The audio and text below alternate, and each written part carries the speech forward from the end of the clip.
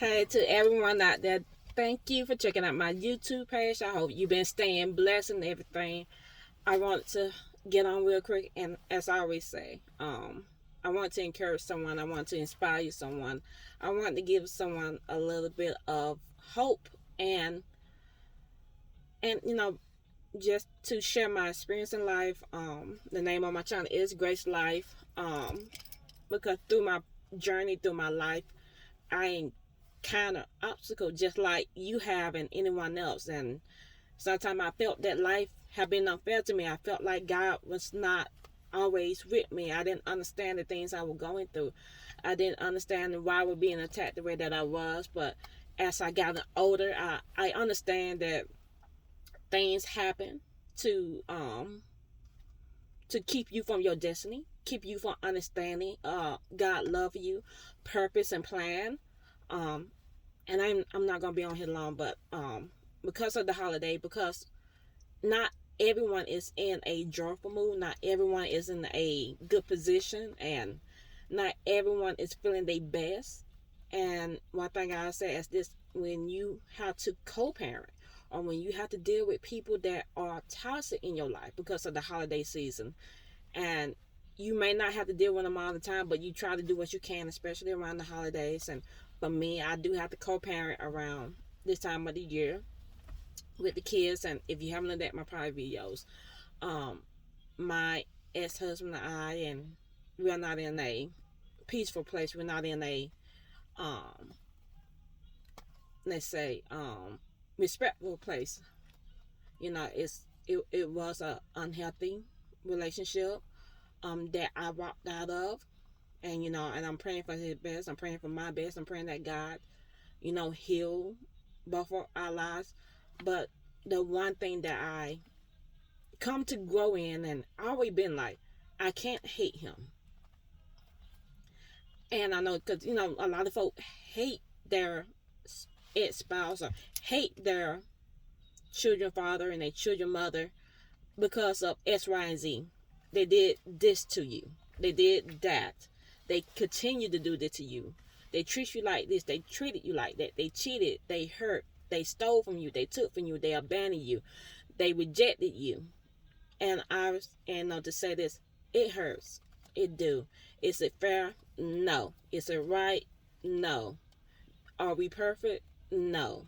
We are not perfect. Um, but to hate that person is such a strong word. You can hate what they did, but to hate the person is another thing.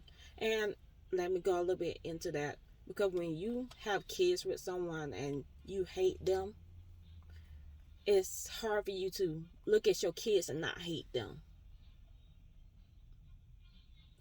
So that's why I stopped myself from hating him, because we share kids, and of course my kids have characteristics physically, traits that they pick up that they do. They have some of the same interests that he have. They have some of the same gestures, some of the same habits. And I am thankful to God, some of the good habits of his. And so I can't hate him, because if I hate him, it potentially spread to me hating my kids. Because when I can look at my kid, the devil will use that hate you have, and say, oh, your kid look just like him. Your kid got the same eyebrow. Your kid got the same smile. Oh, your kid sound just like him. Your kid walk just like him. Your kid like sing just like he do. Whatever. Your kid play sports just like he do. Your kids play music. Your daughter look like her mother. Your daughter sound like the mother. And if you hate that person, and your child have mannerism that that person have, you can potentially hate your kids. And sometimes I do feel that's why we see some parents take frustration out on their kids, because when they look at their kids' eye, they can see that ex partner they were with, and the child has not did nothing wrong. It's not the child's fault. They're not involved in the relationship. So that's why I stopped myself from hating him. I hate what he did to me. I said I hate the actions, the bad actions that came out of the relationship. I hate that. I dislike it. But I don't hate him. I want the best for him. And I pray to God that God give me a mindset, give me a heart to forgive and love and heal. And as I'm healing and growing, I say the same thing for him. Because that's the hardest thing to do. It's easy to hate someone. It's easy to get back at someone. But it's the hardest thing to go and still, in the midst of my hurt, in the midst of pain, in the midst of memories that I have that were not pleasant, I can say, God bless him. God keep him. God give him a renewed mind. So for anyone out there that have I'm sorry, someone come. For anyone that have that same type of struggle, I'm going to tell you something. It's not easy. It's not easy, but you can do it.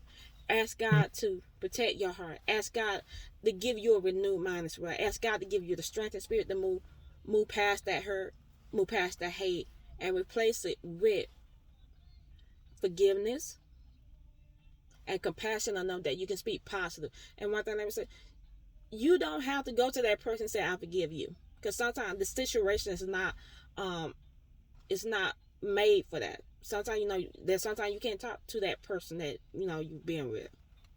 But you can go to God and tell them everything. You can, if you got to be silent with that person, because sometimes some of that coming out with toxic and bad relationship, you just can't speak to that person because they so negative, they so hateful. And that's them, that's their response. But what's yours? So go to God, take it in the closet.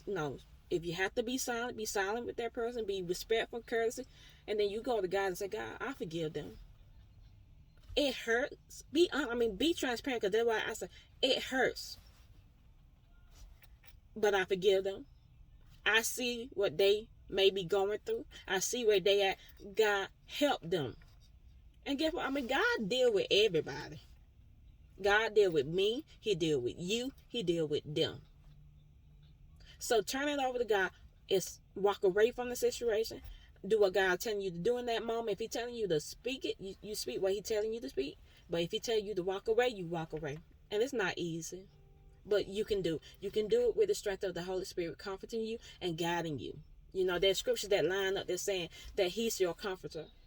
And that He would tell you where to go. He would tell you what to speak. So know that God is directing you. And He also is holding your heart. He's holding your heart in His hand. Give your heart to God. And with your heart, give Him all the emotion of hurt, rejection, bitterness, forgiveness, hateful, spite. Give it to Him. And God will replace that with what it's supposed to be. As I said, I go through that. And it took a moment because I had to get out of that old me, and I had to step into what God was calling me to be, and that would be peace. What God calling me to be the one that be positive, be the one that do the right thing. Not saying that I never felt, not saying I always have said the right thing, but I had to get there, and I'm getting there, and I made it. So I want you to make it, and you can make it. Once again, let me say, I understand, and God understands that it's not easy. He understands why you feel the way you feel, but He wants you to look to Him and put it all on Him. And the hate that may be growing or consuming is from the enemy, because he wants you to keep a cycle going. As I say, if you have kids, hate spread. And we see this in the world, hate spread, and it's spread for stupidity. It's spread for nonsense. So if you hate your partner and you have kids, and then eventually you may hate your kid, you may lash out at your kid because of something that your partner characteristic traits have done, you spread it to your kids, and your kids now have a trauma effect from what you have did to them, and get what they may carry on that unforgiveness that turns into hate to the next generation. So you have an opportunity right now in this moment to make it up in your mind to be a generational breaker, to break it, to break the hate, to break the unforgiveness. Break it right now. Don't nobody gotta know. Go to God and tell him, bear it all on Jesus. Bear it all on Jesus. Because he said, cast all your cares on me. That's what Jesus died for. For you to put everything on him, and he'll carry the rest. So like I said, I'm not going to be on here long. I hope this helps someone. I hope this helped someone. And it took me a moment to get there. But know this. Grace is sufficient, and it covers everything. And as I always say, walk in love, live by faith, and grow in grace. Until we meet again, stay blessed.